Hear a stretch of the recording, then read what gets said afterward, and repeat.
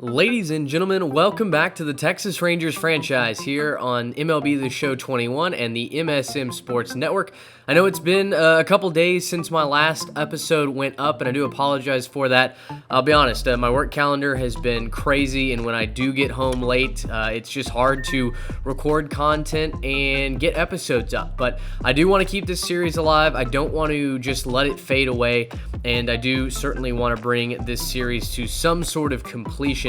Which season that will be, I'm not exactly sure right now, but I do want to keep creating content and getting it out when I can. There just may be some gaps between uploads, so I do apologize for that, but thank you guys for the support.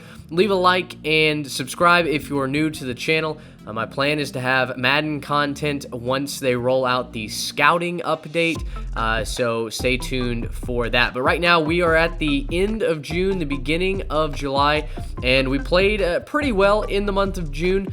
We obviously split series with the White Sox and with the Dodgers, but we did take series crucially from the Padres and the Astros as well. So what we're going to do in this episode is we're going to simulate up to the All-Star break. I'm going to go ahead and get through the beginning of July. We'll probably play a game, I guess, against the Angels here at the end of the month, and that will lead us up to the trade deadline episode. That will be next time around. I know that I want to make another move or two, probably in the starting pitching category, and so that's what we're going to look forward to in the next episode. But for right now, let's simulate forward, and I'll show you stats and who our all-stars end up being once we get there. As we sit right now, Ketel Marte, Trevor Story, and Randy Florentino are all all-star starters in the voting for us, and I certainly hope that can continue. So simulating forward, and we defeat the Red Sox in game one of the series, but then drop the next two games. And actually, it was Craig Kimbrell who blew both saves back-to-back nights that resulted in a series loss in Beantown. We split the season series with the Baltimore Orioles here on the road.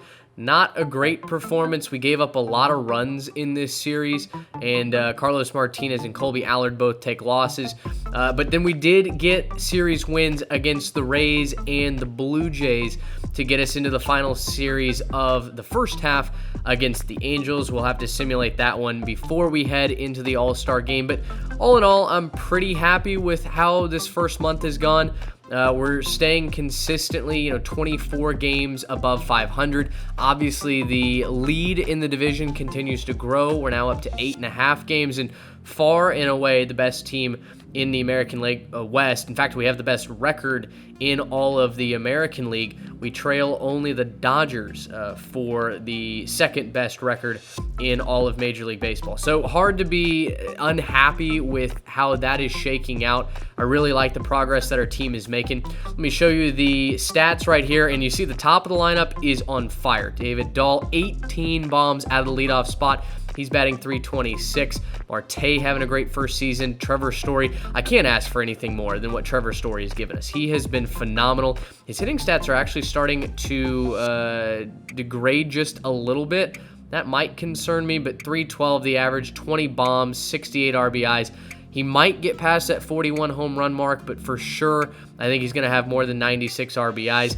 Calhoun's playing well. Randy Florentino, I mean, it's impossible to forget that this is his first full season, that he's just grabbed the starting catcher duty by the horns. He's going to be an 80 overall, I think, by the rest of the season. I mean, this guy is the franchise catcher. Josh Young, he has claimed the starting third baseman spot. I mean, right now, Isaiah Kiner-Falefa fully out of a job. Kevin Newman playing well. Naquin and Lowe both kind of floating right at where I'd expect them to be.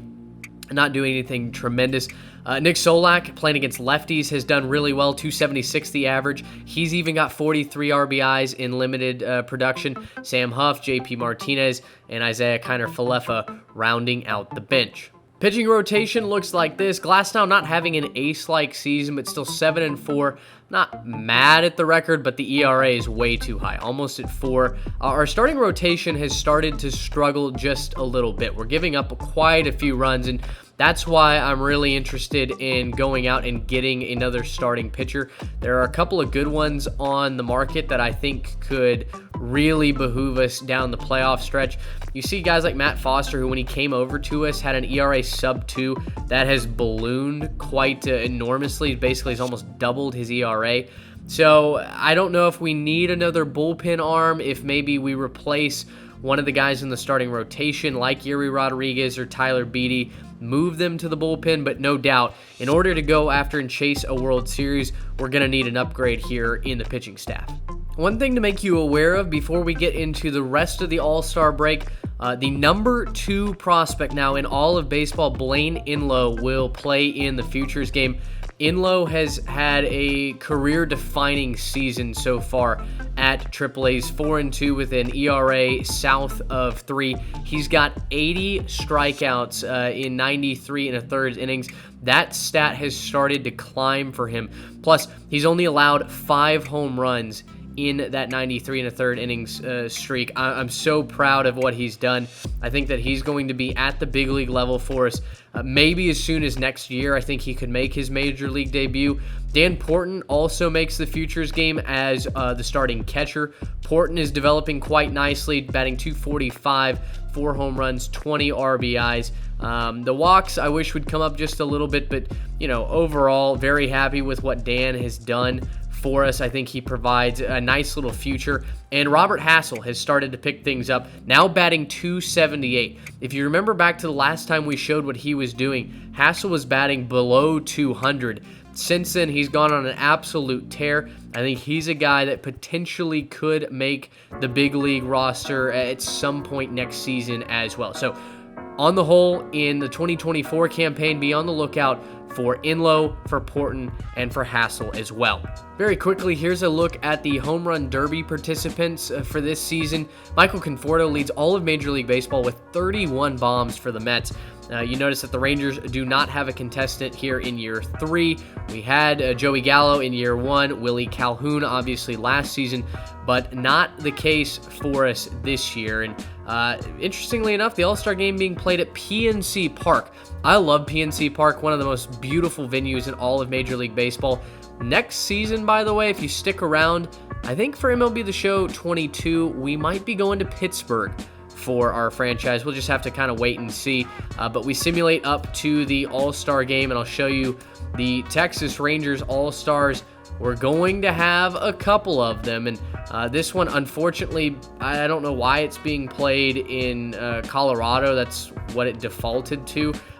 Just for sake of consistency, I'm going to change it over to PNC Park. I don't know if that affects the branding at all. I'm not going to play the All-Star game. I really never do. But you see that the Rangers do not get a pitcher this year. That's obviously not very surprising. Jose Urquidy for the Houston Astros is having a heck of a year. He's 6-4, but an ERA south of 3. He was the selection here. Zach Plesac, Jose Barrios, Chris Sale, Brady Singer, in fact, also all starters. But now we get to the All-Star starters, and you see the Rangers get 3 of them. We'll start with Trevor Story. I showed you his stats just a second ago. 308 coming into the All-Star game, 20 home runs, 68 RBIs, and Story a starter with the Rangers. Also, we get Ketel Marte. In his first year with Texas, he makes the All-Star team for the first time in his American League career, batting right at .299, 17 bombs, 57 RBIs, 35 walks as well. I wish the stolen base numbers would go up. He's stolen only 3 and been caught stealing 4 times, but you look across his career, he's never really been a big stolen base guy, even though he's got, okay speed. Nothing spectacular, but still, I would like to see him be able to steal a few more bags. But Randy Florentino also makes it in his rookie season. Florentino is a all-star starter, batting .308, 12 bombs. So proud of that guy, and cannot wait to continue to watch his career blossom. Here a look at the other All-Stars, and we get 2 more. David Dahl and Willie Calhoun also make the All-Star roster. I mean, it makes sense. Our offense is so loaded that Texas is basically hit their way to the second best record in all of Major League Baseball. So those are our All-Stars. We have 5 in totality, 3 starters, 2 bench players. Things are looking up. Again, I'm not going to play the All-Star game, but obviously I'll show who ends up winning that. And then we'll get to an Angels game on the other side of this. So the National League defeated the American League in the 2023 MLB All-Star Game.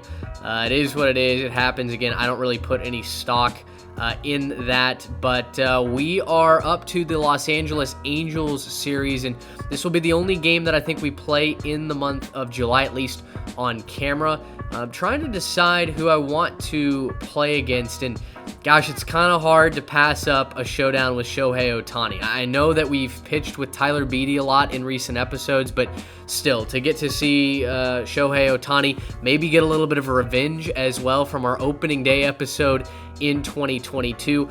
I think that's the route that we're going to go, so I'll see you on the other side of this transition.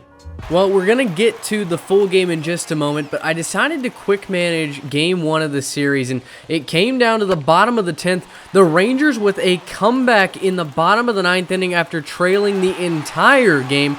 Randy Florentino with an RBI double to tie it up. And then in the bottom of the 10th, it's Nick Solak with a walk-off RBI double. The Rangers score 2 to get the win.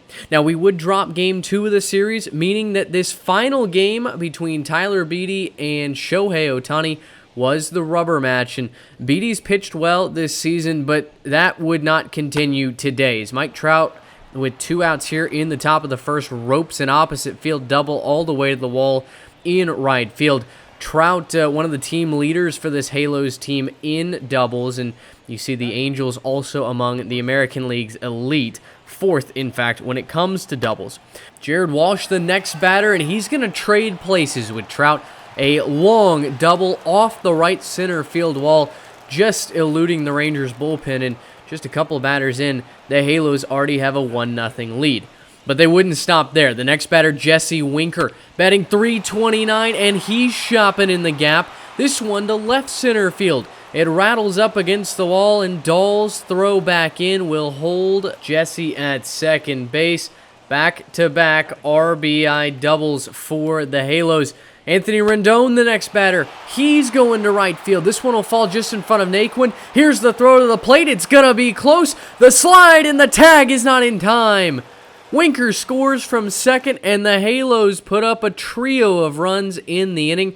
And Shohei OHTANI, who's just 2-7 with an ERA north of 7, goes to the mound with plenty of run support. And he had a perfect 3-up, 3-down first inning.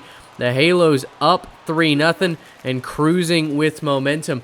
Now to the second, Beede has just 1 out in the inning, and this one going to be dumped into right center field. That will get down, and it's going to be another double for the Halos, their 4th of the ball game already. And manager Jay Valdez had seen enough. Tyler Beede's day was done after just an inning and a third. A terrible effort, and Matt Foster now coming on to pitch. The next batter, David Fletcher, would ground hard down to third base, but a great play by Josh Young as he comes up throwing and cuts down Jared Walsh at the plate to preserve the 3-run lead.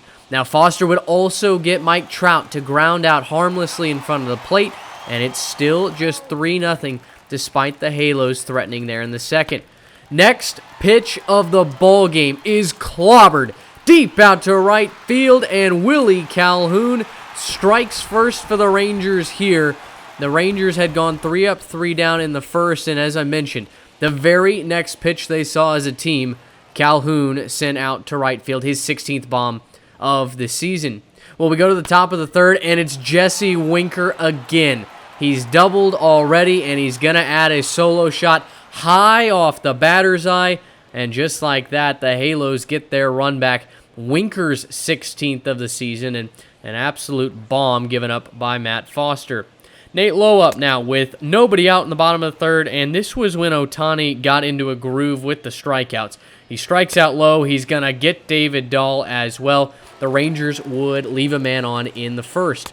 Well, now it's Colby Allard on in relief, and Doesn't get the call there against Jared Walsh. He's hitting .308 with runners in scoring position, but a great pitch there to get him to ground out on the outside cutter.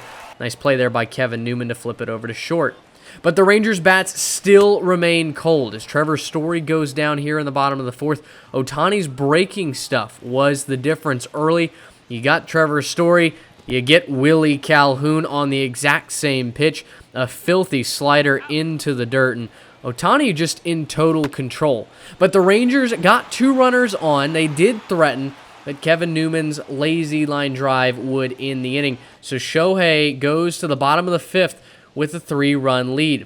It's Ketel Marte up now with Tyler Naquin on first base, and this time the slider doesn't dip below the zone. A hanger right down the middle, a leap at the wall from Trout, and he can't get it. A 2-run bomb from Ketel Marte, his 18th of the season, and Texas makes it a ball game with 1 swing of the bat. Texas, in fact, has scored all 3 of their runs off the home run ball, while the Angels have been much better at manufacturing them. David Fletcher, though, no need to manufacture a run here. This one's gone. The Angels punching and counter-punching with the Rangers as Fletcher takes a cutter over the inside half off of Colby Allard. And after he walked Mike Trout, that would be the end of his days. We go to Archie Bradley, who the first batter that he faces. This one's belted deep to right field, and it's off the wall. Jared Walsh is going to have an RBI triple, and the Rangers, who were 1 run within tying this game up, now trail by 3 once again. Well, we skip ahead to the bottom of the 7th inning, and Tyler Naquin earns his 2nd walk of the ball game. He's 1 for 1 with 2 walks, and instead of going Nate Lowe against the lefty Steven Matz, the Rangers would pinch hit Nick Solak off the bench, and this hard ground ball is off the glove of Walsh and will go for a 1-out single. So the Rangers, 2 men on, 1 out for David Dahl, who will tap this one weakly, but just past the outstretched glove of Steven Matz. It allows both runners to move up, and the Angels, trying to get out of a jam, turn to Felix Pena. First pitch was a fastball in the outside corner. 0-1 swung on and missed, and the 0-2 pitch freezes Marte at the top of the zone. Ketel furious at Ed Warren, the home plate umpire, but it is to no avail as we waste an opportunity there and go to the bottom of the 8th, where Trevor Story will lead this inning off with a leadoff double. He's peppered that right center field gap this entire season and makes good use of it here. Now 0-2 the count. Willie Calhoun back up the middle. This is down for a base hit. Story rounds third. He'll score easily, and Texas is back on the board here in the 8th inning, looking for a comeback. Down 0-1 in the count. Randy Florentino going the other way. A 2-seamer beneath the zone that's flicked into left field, and Texas has 2 men on with nobody out in the inning. Now it's Josh Young, down in the count 1-2. He's going the opposite way, dunking this one into the right center field corner. That's down for an RBI double. The Rangers are within 1 run and have the go-ahead run in scoring position as Young gets his 18th double of the season. Up to newcomer Kevin Newman into center field. This one will fall in front of Trout. Here's the tying run at the plate. The go-ahead run coming in as well. Kevin Newman plays hero for the Rangers in the bottom of the 8th. As he flips the game on its head, Texas now a 7-6 lead. And we go to the 9th. Craig Kimbrell on the mound looking for the save. 3, 4, 5 in the Angel order coming up. Trout, the first batter. He swings and misses at a 1-2 curveball away from the zone. 1 out. Jared Walsh, 2 for 4 now.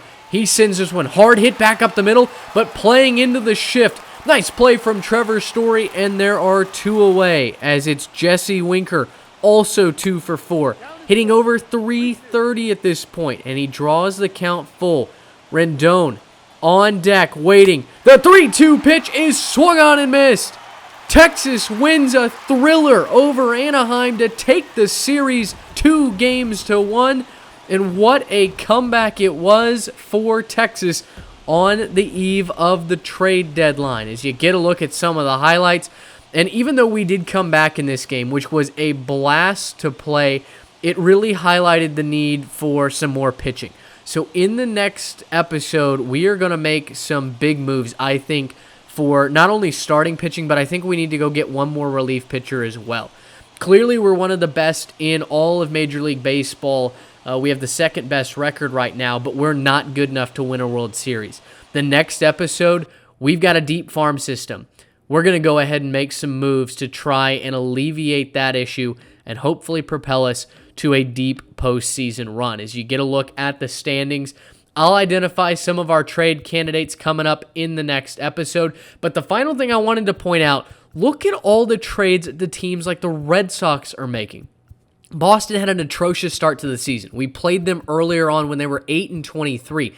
But since then, they have gone buck wild on the trade market, acquiring people at almost every single position. So if teams like Boston are willing to move this number of pieces to get better, we should be as well. I'm excited for the trade deadline episode. I'll get that up as soon as I can this week. Thank you guys so much for watching. Until next time, so long, everybody.